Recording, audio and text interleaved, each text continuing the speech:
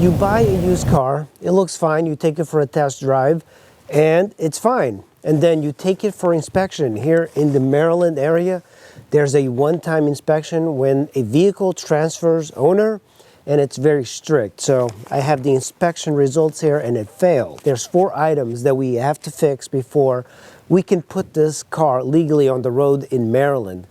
And some of them are quite pricey. So the first thing that it failed is the front right strut is loose, so we're gonna have to tighten that or look at it or buy a new one. The parking brake does not work. Front engine mount is broken. There's 2 engine mounts. One is very expensive at $160. The other one is $50. The drive shaft support bearing is broken. If you know anything about these cars, the middle where the drive shaft is, there is a bearing, and it's rubber, and this one is broken. And what we have to do is replace it. One of the things that you're going to realize is that it's cheaper to get the whole drive shaft than it is to replace the bearing itself. The price for the bearing might be like $110. The complete assembly from eBay is $170, $20 to ship it. It's already here. We are going to try and get all of these things done and get ready for reinspection. So what you have is 30 days to fix this. Otherwise, you have to pay the entire fee again. And the inspection fee around here is $98. And when you take it in for reinspection within the 30 days, it's an additional $30 just to reinspect it. So it gets very pricey quickly if you don't do the work. But this is a 2010 Toyota RAV4 with a 4-cylinder 2.5 liter, which is a great engine. The motor transmission on it is really good, so there's no issues with this at all. Tires, they're good. You want to inspect these for the tires as well. The car's got a couple scratches here and there, but I think with a little bit of buffing, we should be able to clean most of it out. And this was a New York car. Always beware when you buy a car from New York, they'll have a little bit more rust. This one is okay, but it's starting to bubble up over here. And when you look right here, there's definitely some major bubbling up, but that's pretty normal. Even for this area, the DC metro area, you'll get that. In the rear, everything is good. The door is not bent or anything. This is the 4-wheel drive version. This one is missing the wheel cover. If it is missing, it looks better just to have the wheel like this. The cover itself could be like $300, $400. You have a really large cavernous door. And the beautiful thing about this is that you have a very low height here, so it's very easy to load things onto it. What we're gonna have to adjust is this handle. It's been used so many times, it's loose. This one's got a nice little pocket here for additional stuff. You have a light here as well. If you go camping, it's always useful. And this is a nice little handy thing. You don't have to keep this here, but a lot of times you're just throwing things in here so they don't roll around. This one also has these hooks on each side so you can tie things down. You also have storage underneath here. There is nothing. It's actually quite a bit. And voila, actually this is a good idea. This is the stereo for the stock Toyota. So you can sit 5 people in here, and it's pretty handy. You have on this side right here, it's a handle that you can kind of push, and it collapses it almost flat. But also, if you are in the back, you are back here and you want the seats to be collapsed, you have handles on each side to collapse. And here is another one for the seat.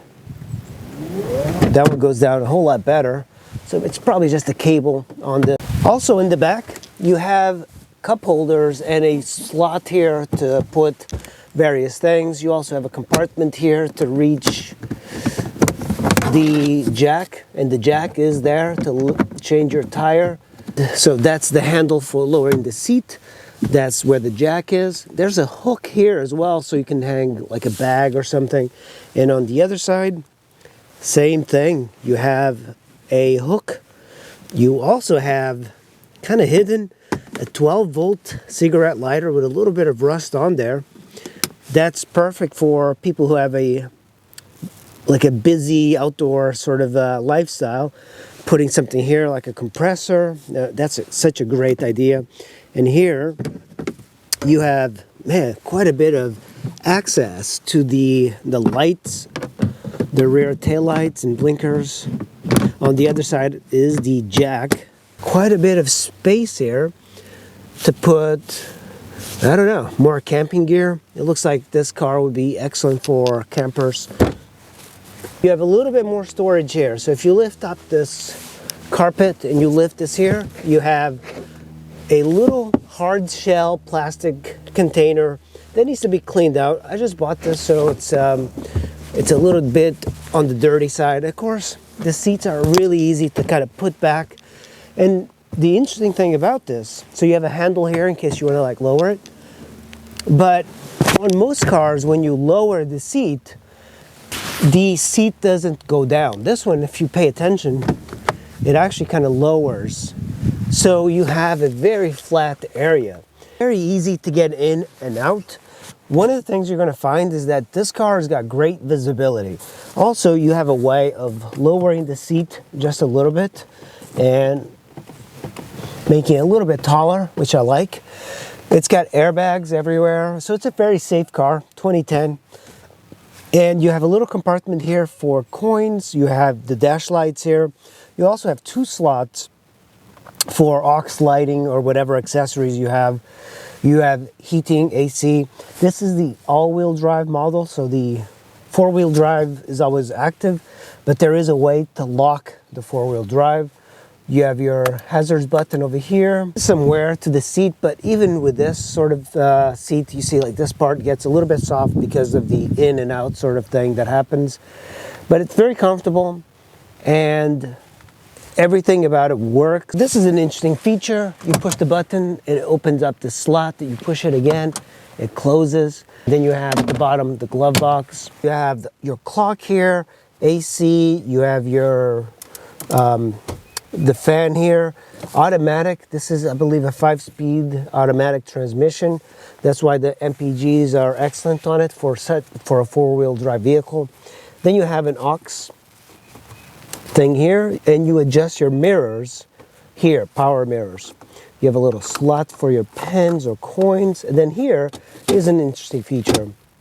You pull this up, you have a little container for your phone. Then you pull this one up, another deep container. It took me a while to find a decently priced RAV4. I don't know what is happening with the used car market, but these cars used to be, I don't know, $4,000 just a few years ago, and now they spiked. This generation is the one you want to get. I would avoid the second gen of the RAV4, the one with the 2.4 liter. It tends to use up oil. And the motors, they're great. If you have one, make sure it's a manual with the V6 and you're not going to have as many problems. If you go with a 4-cylinder, opt for a 2009 and up. Did have a second gen RAV4 and the transmission on it went out. Motor was excellent. That was the 2.4, but the transmission went out, the automatics. So be very careful. If you can, go manual whenever you can, or get a more modern car like this. You're required. So I just wanted to give you a little view of the RAV4 and the work that I'm going to be putting into it to get it street legal in Maryland. So stay tuned. I'll be doing a couple tutorials on that. Thank you for watching. Make sure you hit like and subscribe, and I'll see you on the next one.